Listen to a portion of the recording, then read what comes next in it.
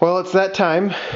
It's been 200 hours since the last transaxle oil change. Actually, it's been like 204 hours since the last transaxle oil change on the X748. Rolled over 413 hours, I think, just a little while ago. Had it out brooming. Undoubtedly, one of these videos will be posted first. I can't remember which one. I don't know which one it'll be.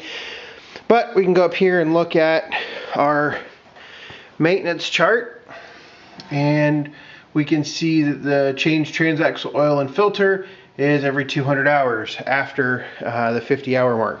So theoretically, I shouldn't have to change it until the 450-hour mark, but I didn't own this machine for the 50-hour change, even though I know where it came from. So I just put it on an every 200-hour change out. So what we're going to do is, if I can, there's the drain right there with the little white dot on it. I got my oil pan here. There's a total of 7 quarts in there. And so I've got my 7 quarts of Lovis High Guard in there.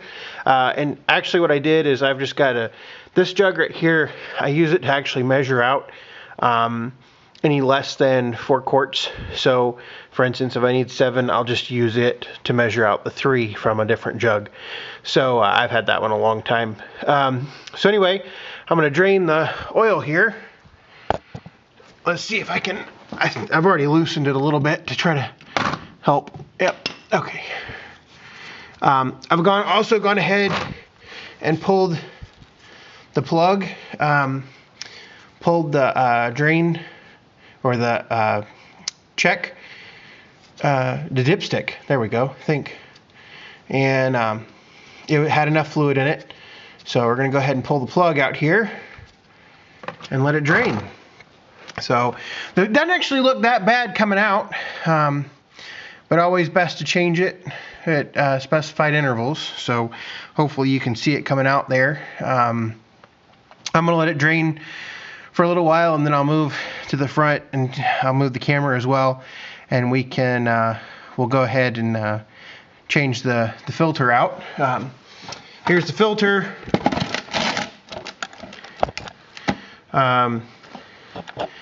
There's the filter right there. AM, I think it's 134054, I think. I tore the tag there. So the filter, I've got the filter. We'll go ahead and get that labeled with the hours and everything and go from there. Hopefully my oil doesn't overflow my pan here. I don't think it will. I think this is a 10-quart pan. So anyway, until I get everything switched around, that's it for now. Alright, so got everything done in the back. Now I can take the old filter off.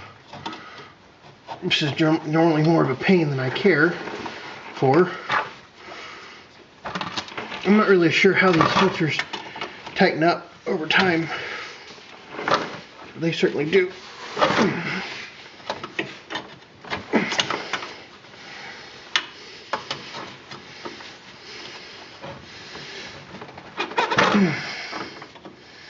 There we go. Okay.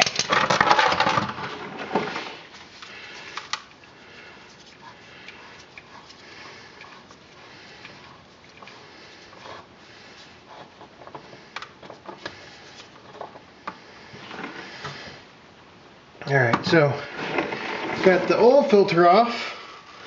Let that drain for just a minute, and then we'll clean up the surface there.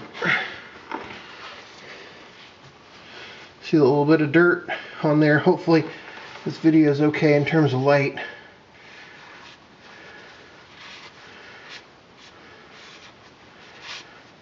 Okay.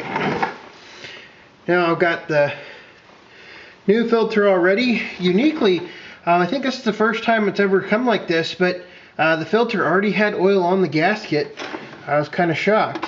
Actually came with a little plastic protective cover. So pop that on there. Get a little snug down real quick. Move that out of the way.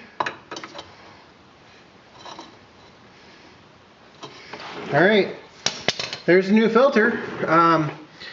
So now it's just down to adding our 7 quarts of hydro fluid. So I'll get busy doing that. I figured I'd talk for just a minute while I was filling this thing up. I've already put a gallon in there, so now we're just down to the 3 quarts for the 7.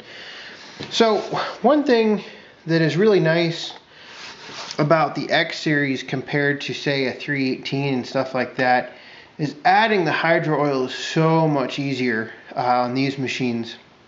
When you change the hydro fluid in a 318, it just seems like it takes forever to fill up because of the tube that runs back to the differential. It just takes forever to fill up. Meanwhile, you can move at a pretty good clip with the X series and the K92 transaxle, so no complaints there. Also, I don't know what order they'll come out. I've got a video on cost of fluid changes and everything, and skimping on stuff. Clearly, I'm a big fan of low-vis high guard in these machines, and I've just finished adding 3 quarts. So see how much faster that is compared to a 300 series. Alright, so I already started telling you this in the previous part, but I just wanted to show you, total cost is, we get the oil filter here for $12.54. Normally it's $14.25, and then we have the $30.66 in low-vis high guard. So, I mean, overall, changing the transaxle fluid in this machine, or the hydro fluid in this machine, I spent $43 basically. And sure, I could go out and buy a J20C spec fluid for ultra cheap, at $1.76 a quart if you buy 5 gallons at a time. But realistically, I'm spending what, $3 and some odd, $3.46 a quart to change my fluid. Over 200 hours, I think I did the math in the previous video, comes out to like 16 cents, even if you're paying the most that I can find, the highest I can find for the low-vis high guard. So over 200 hours, it's really amounts to a whole hill of beans. I mean, you're free to use. I mean, it's free country, free world.